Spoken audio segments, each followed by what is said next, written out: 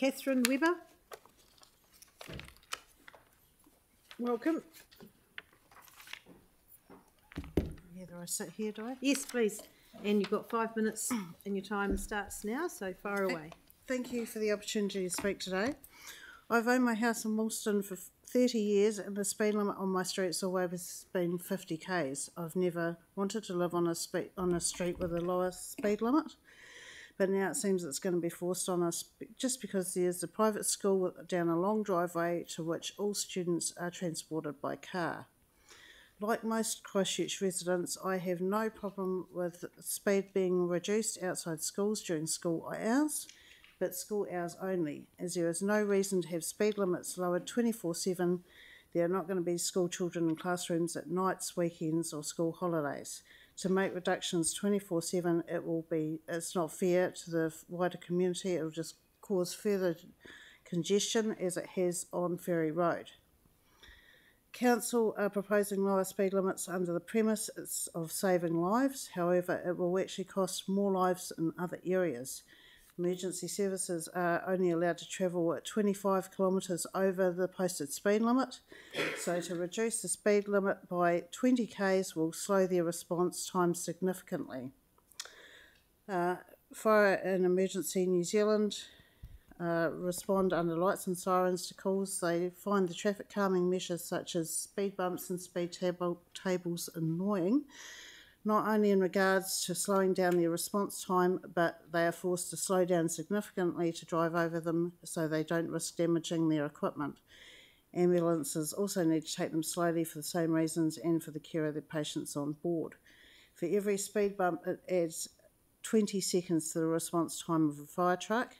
So if a fire truck has to travel over 6 speed bumps on the way to a call, that's an extra 2 minutes lost. It may not seem like much, but it could be the difference between life and death. Fire Emergency New Zealand attend a lot of purple medical calls to assist St John. So if someone needs CPR and a defibrillator, a 2-minute delay is a long time. A drop from 50 kilometres down to 30 k's means the top speed emergency responders can go as 55 k's. That's if they can get through traffic, which they can't out here on Cambridge Terrace. I've seen it myself many times. Back in 2012, the emergency services made a joint submission against lowering the speed limits in the 30k city core. This is something I read myself, but I cannot read them at the moment because they're no longer accessible, these submissions from back then. So these changes will cost millions in signage alone. Another reason to increase our rates, no doubt. These costs will not be recouped by the numbers of lives saved. I believe the proposal was largely driven by your refusal to invest in ongoing road maintenance needed to bring our roads up to a decent standard and keep them there. Try aiming for 0 potholes before aiming for 0 road toll, which in itself is unachievable with a growing population. You are steadily making the city unlivable. I no longer enjoy living in the city I was born and raised in. How long until we have to have a flagman walking in front of our vehicles wherever we go?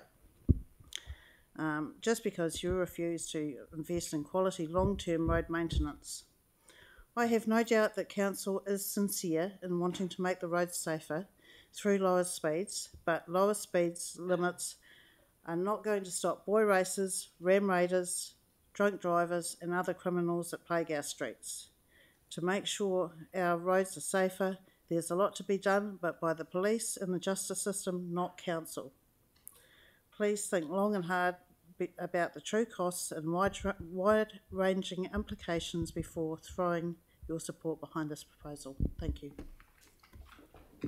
Thank you, Catherine. Appreciate you coming in. All right.